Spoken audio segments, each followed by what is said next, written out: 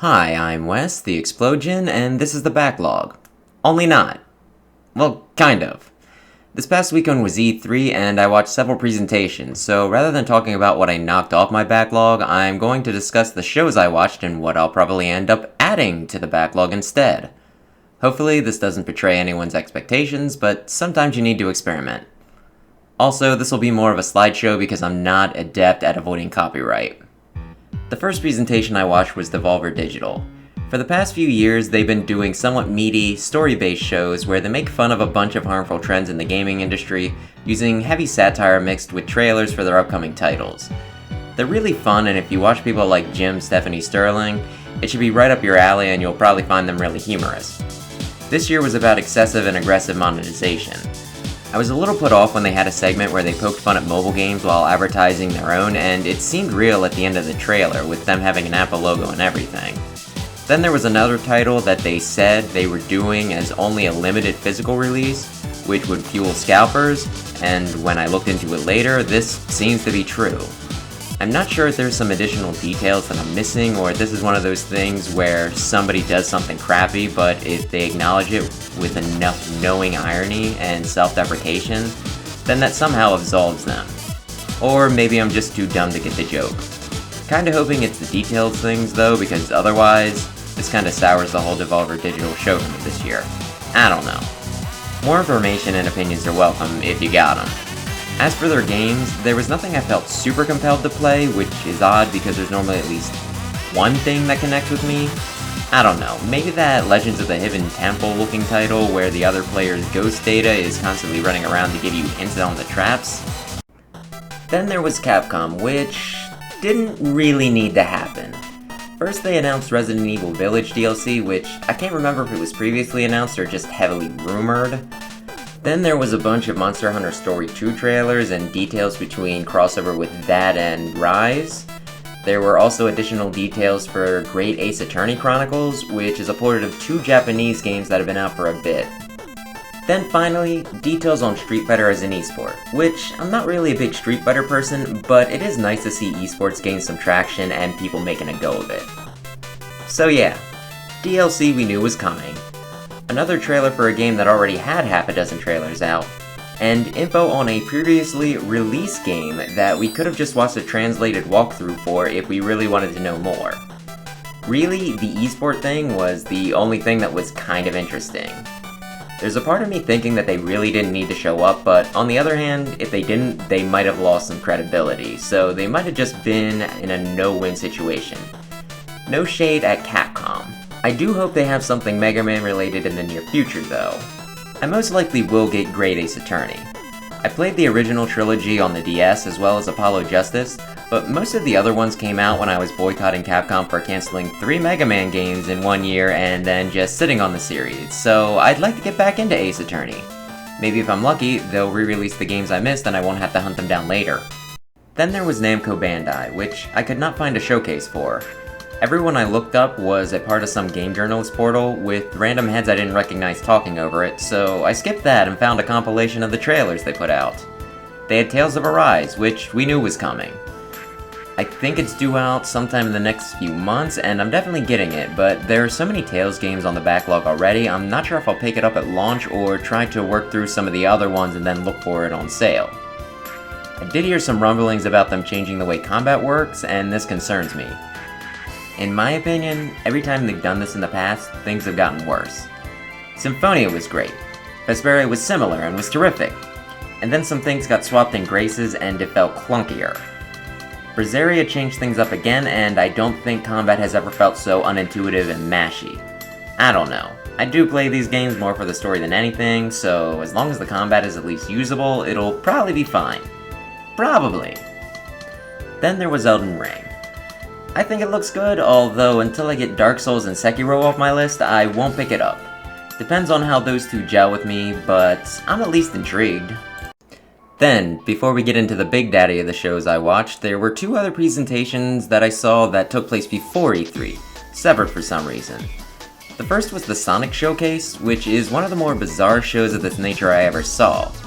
First they announced a new release of Sonic Colors, either a remaster or an enhanced port. Did they ever clarify? Still, I didn't like the original, so I'll skip out on this, but I know a lot of people love Colors, so I'm glad that they got this. Then things got weird. Them switching to announcing merch, which admittedly I might get the one book from Dark Horse, and then they talked about games that were already out but getting ported to new platforms, or getting new content added, usually specifically to Apple Arcade. I'm sure there's money involved, money they might need due to not putting out too terribly much last year, though there's a part of me annoyed that my version of Sonic Team Racing will be the lesser just because I'm not playing it on my phone. There was some other stuff about their mobile game, which everyone seems to have one of those now, from Mario to Mega Man, and the whole thing just felt like filler. I know that Sonic is a multimedia property, so it's not entirely unexpected for some of the side stuff to make it in, but given how much it seemed like this presentation was mimicking a Nintendo Direct, it just seemed weird how many things didn't pertain to a major console release. Heck, they even did that thing where they wound down the show only to have one of the presenters add in a one last thing at the last moment and snap his fingers. Actually, I think I imagined the fingers thing. Still, there was a short clip showing off very little, which at the end showed off a logo. Normally I would, and shortly will, make fun of such a basic and vague announcement like this, but Sonic gets a pass here. Before this, Sonic was a series that gave us at least one new entry a year, but this past one, with everything that went on, they didn't, which did cause some fans concern. No one wants to see him go the way of Mega Man after all. This showcase helped put those fears to rest. Sonic Colors is just a repackaging, perhaps due to lockdown restrictions making producing a whole new game difficult, but with them telling us that something is coming, Sonic fans can rest easy knowing that the blue blur isn't dead. I'll probably pick up whatever it is myself when they do get it out, so I'm looking forward to seeing more. There was also the Dragon Quest Anniversary presentation. I believe they said it was live, but it felt very pre-recorded, which made it even more annoying when the first 25 minutes were just a logo for the show. They really should have at least cut this out for the VOD. Anyway, port time management aside, they advertised some merch and several games. I have no interest in the mobile-looking eraser game that I think was an actual mobile game, so moving right along, next they showed off Dragon Quest X, their MMO that they're now porting to different consoles. I'm not big on MMOs, but I might pick this up depending on the monetization model and whether anyone else I know plays it.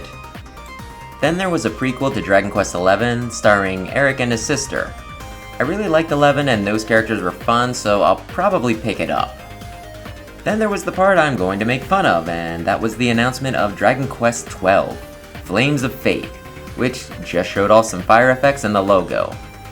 Why would you do this? No one was worried that Dragon Quest was dead. On top of that, you give us a title that tells us nothing. Flames and Fate, two words that can apply to a lot of things, especially in a fantasy setting where there are dragons and quests also involving destiny and the like. This could mean anything, and honestly probably would work as a title for most of the other games. All we know is that they're making another game in the series that's been going on for 35 years that continues to make money and has recently seen a spike in popularity with their last game reaching new audiences. Who could have seen this coming? I don't know. Maybe I'm being too harsh. Announcements, even vague ones like this, do build hype. I just wish they would save it until they actually have something to show. Anybody else feel this way?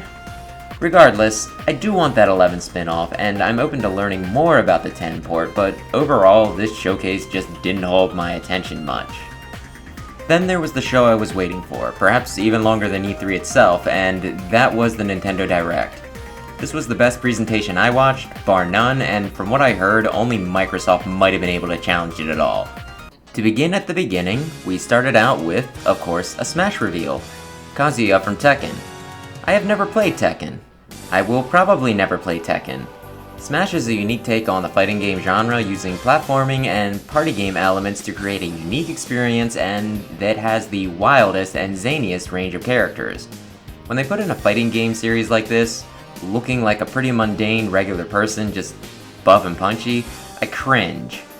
I feel bad doing this because I know that this is someone's favorite character, but I can't help it. I think part of the problem here is I'm just unfamiliar with the audience. I know Street Fighter is huge. I think it might be the biggest fighting game series out there, so I get Ryu and Ken. And while I've never met anybody who plays Fatal Fury, I know that Latin and South America love it, so Terry makes sense.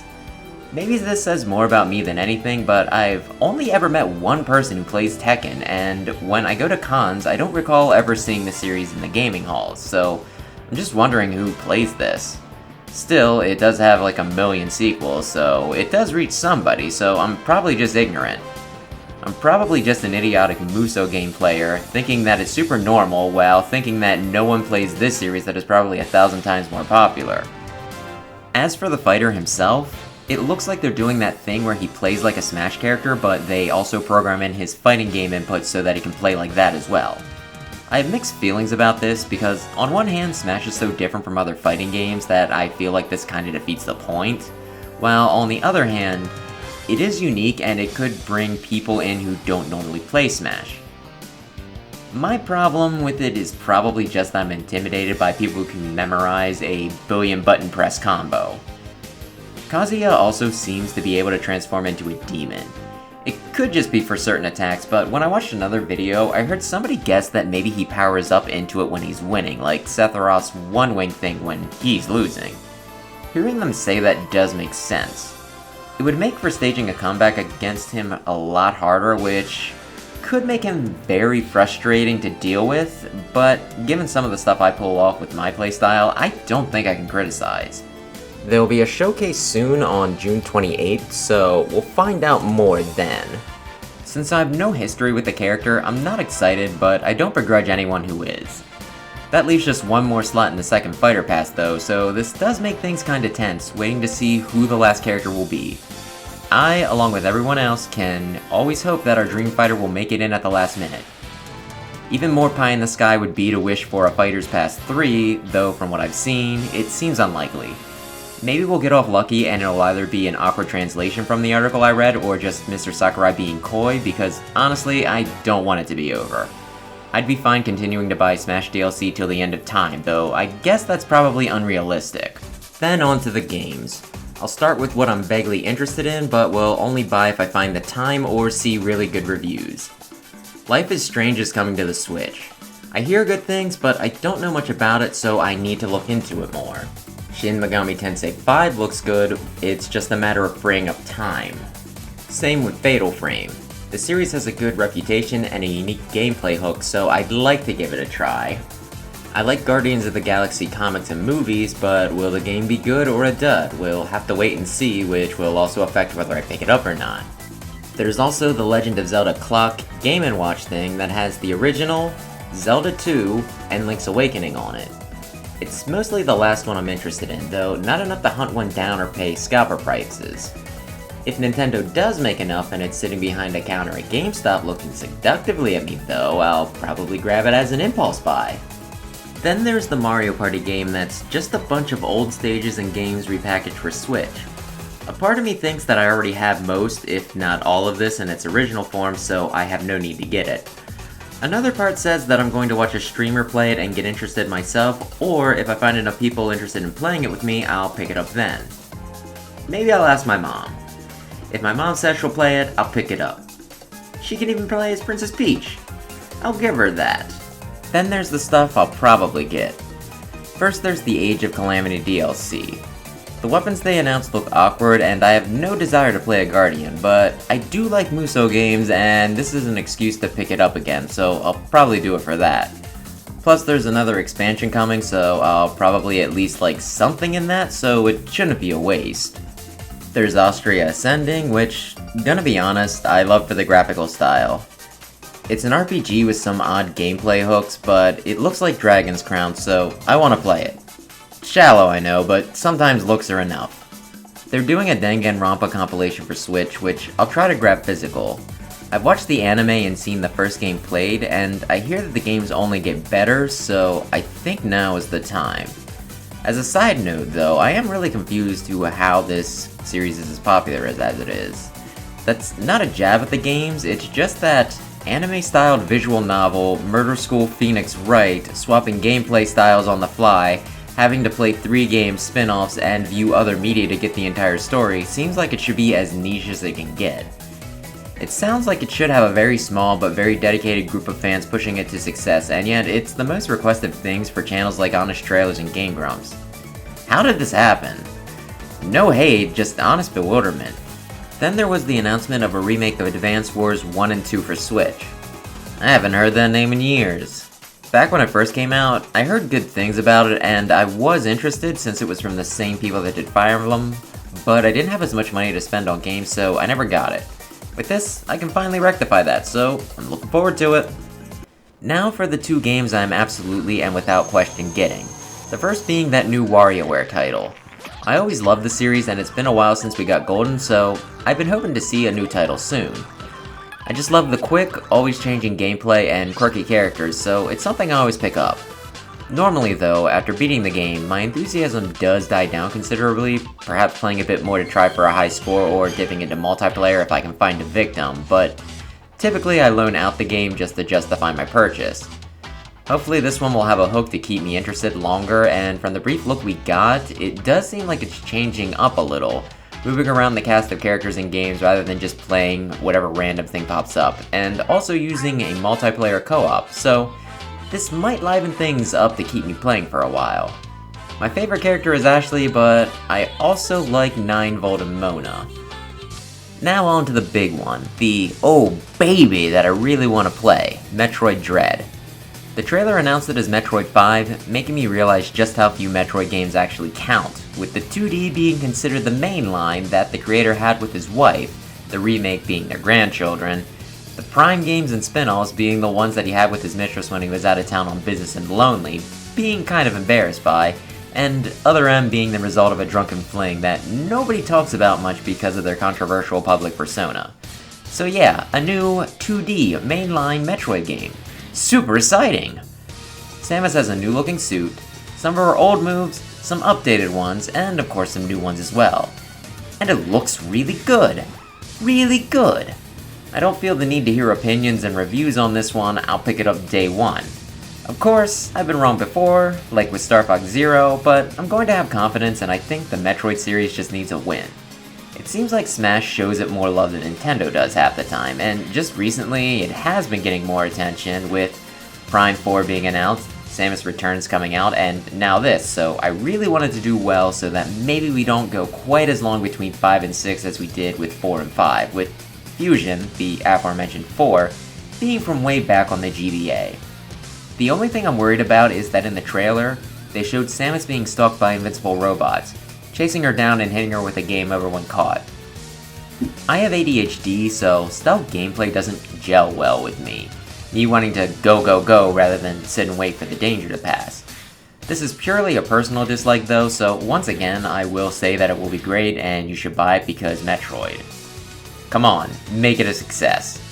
Samus really needs it because even strong, independent woman who can blast your face off with her arm cannon still needs sales figures. There's a special edition and Amiibo 2-pack coming out for the game, which immediately sold out while I was at work.